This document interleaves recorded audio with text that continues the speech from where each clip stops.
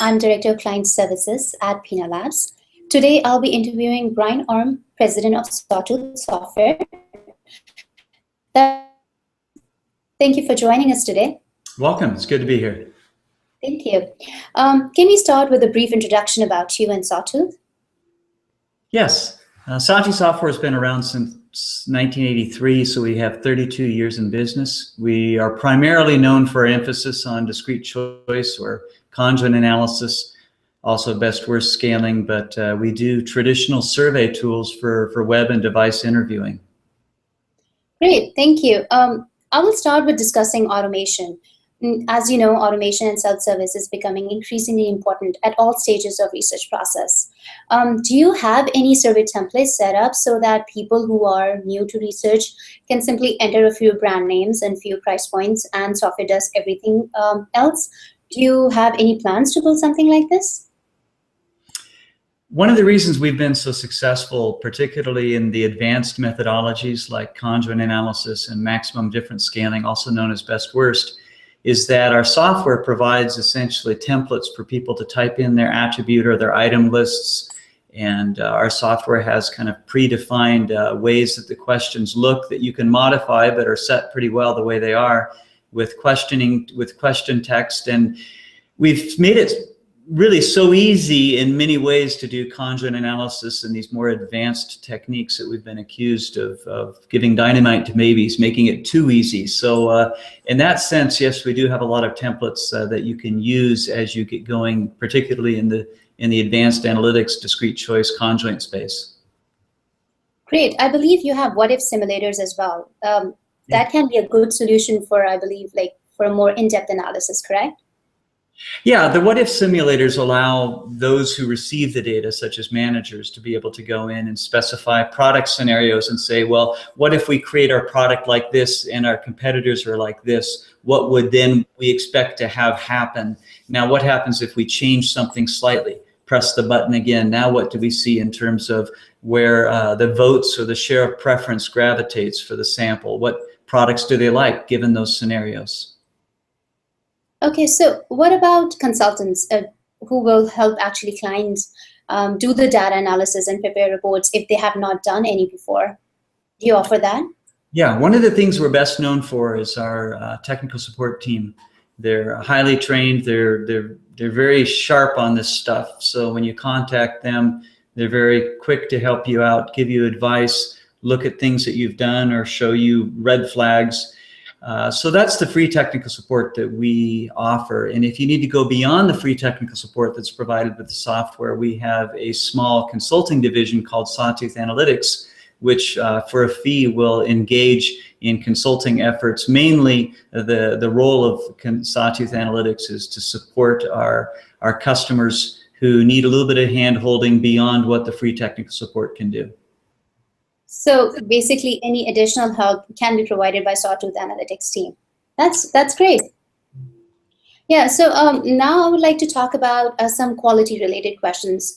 What kind of quality processes do you have built into the survey software, or what kind of processes do you actually recommend that users build into their surveys?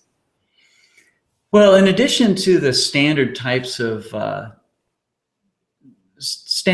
ways that you might ensure validity or consistency among your respondents. For example, you can look for straight lining behavior, or you can ask questions that are often called traps that allow us to see if a person has answered something completely different from what they answered 5 minutes ago, or give a response that seems really unusual. You know, they're all the typical things that you can do that you can write into our survey questions, because it's just a general survey writing platform. But when we're talking about conjoint analysis and max diff, best-worst scaling specifically, those techniques, those advanced statistical techniques, have fit statistics, which will reveal the degree of consistency that the respondent has answered the questions by. So with a combination of the consistency scores from the discrete choice methods, along with the standard type of trap questions, or looking for straight lining or consistency scores, looking at the time to interview, you can triangulate and come up with a reasonable degree of certainty whether a person is being a reliable respondent or not. Okay, yeah, that was really helpful.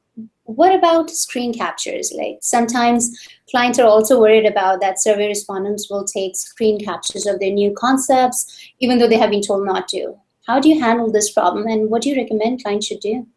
Well, we thought about trying to handle it in a technology way, but in the end, anybody can just bring out their cell phone and just take a picture of the screen. So you can't really be sure that people aren't going to capture it anyways, no matter what you do to try to automate it within the software. So about the best you could do is if you had something really sensitive, then you'd go ahead and make sure that you invited people to come to a central site, or you really had control with an in-person interviewer of the screen to make sure that an individual wasn't taking out a device to, like a cell phone, to take a picture of it. Yeah, I think in the end, what matters the most is where the sample source is coming from. That's key. Certainly, certainly. The quality of the sample, because you can get very disengaged people through banner ads that maybe get 1/3 of 1% click through, and you can get some very disengaged people, and particularly in the type of research we're interested in, which is especially the discrete choice methods and best worst methods. The quality and the engagement of the respondents is key, because the questions require people actually use some intelligence and use some effort to make the trade-offs and to give you good data. Certainly. Now I would like to touch I would like to talk about other companies that offer like similar tools, like other survey software systems are designed with conjoint and MagStep in mind. What is one component of your software that absolutely no other out-of-the-box survey programs have? Well, beyond our experience, our decades of experience and our working on these algorithms over years and fine-tuning them with a lot of critique through our conferences, beyond the technical support team that we've assembled that's so good, beyond those aspects, so you can point to certain techniques that we employ, such as the adaptive choice methodologies, adaptive CBC, that I don't believe really has an equal out there in terms of allowing the respondent to be able to tell you up front which attributes and levels are relevant or important to them, and being able to hone in on focus on a set of profiles that avoids asking about the levels that aren't relevant, avoids asking about the attributes that aren't relevant, and gives this interactive, adaptive type of experience. And certainly that would be one example of something that I think that would be hard to get elsewhere. What about, while we are discussing conjoint analysis, and would you mind explaining in detail what exactly it is? Sure. Conjoint analysis is also known as trade-off analysis or choice analysis. And when you think about the decisions that you make in a day, you make all sorts of decisions, and you look at the characteristics or the features of a particular service or product or thing that you're wanting to choose, and you evaluate whether it's better than another thing. And what conjoint analysis interviews do is it just engages a respondent in that kind of behavior. For example, let's imagine you're thinking about going to a restaurant. And the restaurant could either be a Chinese restaurant or an Italian restaurant or an American restaurant. It could be 10 minutes from your home or 20 minutes or 30 minutes from your home. And maybe it's expensive. Maybe, on average, you're going to spend $70 to eat there, or maybe it's less expensive and on average, you're going to spend $20 to eat there. So rather than take the traditional approach of saying, well, how much do you want to spend on your meal? Would you prefer that it was Italian or Chinese? Would you prefer that it was 10 minutes from your house or 20 minutes? And how important are those things individually? Those kinds of questions really have a hard time being able to predict what people are going to do. So rather than ask those kinds of individual questions, what conjoint analysis does is it shows a profile on the screen and says, hey, imagine that there was an Italian restaurant that was 20 minutes from your house and you were going to spend about $50. Would you prefer that, or would you prefer a Chinese restaurant that was 10 minutes from your house and was going to cost you $20? Which would you prefer? And by asking a series of those kinds of more realistic trade-offs, the kinds of trade-offs that you'd be more viewing and making choices among in the real world, we can tease out statistically what was going on in the person's head, what was important, what do they prefer, and it allows us to make better predictions about specific restaurant scenarios in competition with other restaurant scenarios. That sounds like my dilemma every night when deciding what to get for dinner. Thank you. That was very helpful. Now, like, let's talk about R. As you know, R is becoming increasingly popular open source statistics program. Why should a researcher choose Sawtooth over R? Is it cheaper? Is it easier to use? Is it industry specific? That's a great question. And to me, it's really not a choice of whether you should choose one thing or the other, because they're both very complementary. You would use them together. Many of our researchers like to do some of their things in R and like to do other things in Sawtooth. And Sawtooth provides lots of hooks and entryways, if you will, to be able to import things that you've done in R, or to be able to export aspects of what you've collected in Sawtooth to R. You know, R can't replace, for example, the ability to design and post and collect data all within the same platform, interviewing over the internet and with devices, or CAPI-based devices not connected to the internet, for example, on Windows or Android devices. And so the ability to have that data collection and experimental design, utility calculation, simulation, all built in with Sawtooth makes it really hard to just think that you can replace it with R alone. But those users that are very sophisticated, that have learned R, have been able to find that they can integrate the two. And some steps they'll do in R, and some steps they'll do in Sawtooth, and they'll pick and choose and find the fastest path to the finish, if you will. So they basically go hand in hand. That's right. Great. So without revealing any names or brand names, can you tell us the most interesting project a client has consulted on with you? Well, sure. I mean, typically people, when they think about conjoint analysis or typical market research that you might do with surveys, you're thinking about building a better mousetrap. How do we build a better product? How do we price it?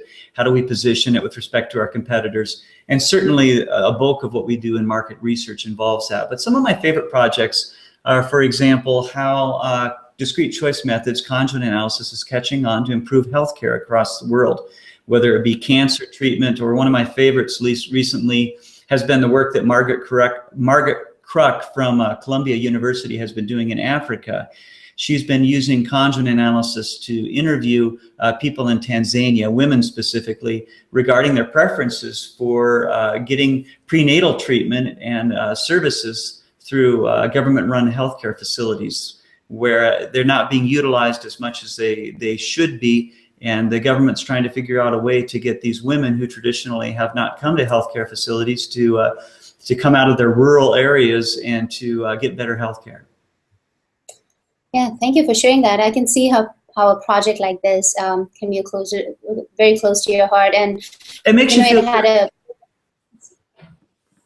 It makes you feel that I mean, not only is the software being used to help people or firms be more competitive, but it also, in other ways, in non-traditional ways, it reaches out and spans at the areas, including healthcare, also including things like protecting the environment. A lot of people are using our software to think about green energy solutions. Some people have used our software to study, for example, the balance between diving and snorkeling on the reefs versus the benefits of tourism in a particular place, such as the British Virgin Islands, where I've seen that done. Yeah, it had a big impact on the community, and definitely it makes you feel good as well. While we're on this topic, I love that you guys are giving back to the research community with your grant program. Can you tell us about that? Why did you start to do it, and how do you decide who qualifies? And if you can tell us, how many people have you helped so far? Yeah, the discrete choice space, the conjoint space, not only it takes in marketing, but also economics and healthcare planning. And a lot of students who are getting their masters or PhDs in those areas are looking to use these techniques for their theses. And we've just seen the opportunity to be able to provide free software for them, to be able to use our tools, to be able to gain an experience with that, but also to enable them to be able to finish their studies and do some fascinating, really good work. So we've just felt that it's been a win-win situation. It allows us to be able to share something that is very useful with a group of folks who could really benefit from it. And I know that when I was a student, if I'd had the opportunity to use a really good piece of software at no cost, that was really an industry gold standard, that would have been a great opportunity. So we've wanted to extend that. We've been able to give out, if you just count, the number of grants, it's in the hundreds of grants that we've been able to give out. And in terms of the monetary value of the street value of that software, if you think that's a good metric, that it's $1 million+ that we've been able to give out over the last 3 or 4 years. Wow, that's an impressive number. I hope it existed when I was doing my master's. Maybe when I do my PhD. Yes, we'll be there for you. Thank you. We understand that you are currently working on a new tool as well called Discover. Can you tell us more about that? Yeah, well, one of the benefits, but also one of the drawbacks of being such an old company is you develop all these tools, first on DOS and then on Windows, and you got a lot of legacy code that it's nice to have that legacy code, but then suddenly things change. And for example, people no longer find it so easy to install Windows-based programs, or they want the convenience of being able to essentially work over the cloud, be able to just open with a browser the application and be able to have all the data and the data collection and all the analysis all integrated over the cloud through their browser. And we've been talking about it for over 10 years, taking our legacy code and bringing it to that point. And finally, about 2.5 years ago, we decided we had to do it. Choice-based conjoint, CBC was our flagship product, and we wanted to make it a software as a service, a SaaS tool working over the cloud, browser-based, so that it would be easy not only for students to be able to use in the academic setting, but that it was good enough and stable enough and used our strong algorithms behind it, that it would also find use and be very valuable within industry. So is it fully launched now? And if it is, how's the feedback so far? Yeah, it was in beta for well over a year, and it's been launched now for about a month, and we've gotten super feedback so far. We've got over 1,000 people have tried it so far. It's just the tip of the iceberg. It's gonna, reach into the tens of thousands pretty soon, I hope. And but it's been great feedback. Those who know the algorithms are impressed that we did not cut any corners with the algorithms. Those who want ease of use have found it just so easy to use, because we've streamlined it down to the basic functions that you need with discrete choice with CBC, and we've really rethought the design of the software itself. I challenged the people programming, I challenged the development team that they needed to create an interface that any starting student in any university student could just be within minutes programming their survey and getting help to do a discrete choice survey, a CBC survey that would be solid and practical and useful and would follow best practices. Wow, definitely. Last question, but not the least. Where do you see your survey design tools and survey hosting and data analysis tools in the future, like in 2 years, like 5 years? Yeah, well, one of the things that's nice is that we're in a niche that I don't think is going to go away. Conjoint discrete choice, best worst scaling have such value for the community, and it's just impossible to replace it with other things that might come along, whether it be scraping the internet passively for open-end content. You just can't replace it with the scientific experimentation that you can do within trade-off analysis that really should be done and needs to be done in the survey-based methodologies. So the nice thing is we're in a niche that's not going to go away. We just see, for example, of the next couple of years, taking what we've built with this Discover platform, with this easy-to-use SaaS cloud-based tool, and expanding it to the other techniques like MaxDiff, and building out the platform so that it can have even more sophisticated question types than we currently do. We see this is an area that's not going to go away. We're going to continue to grow and to provide great support and great training events and conferences, all in support of this field. Yeah, that's great, and good luck for the future. Thank you for your time, Brian, and thank you for telling me more about Sawtooth Software and your future plans. Hope to talk to you again. Yes, thank you. Thank you.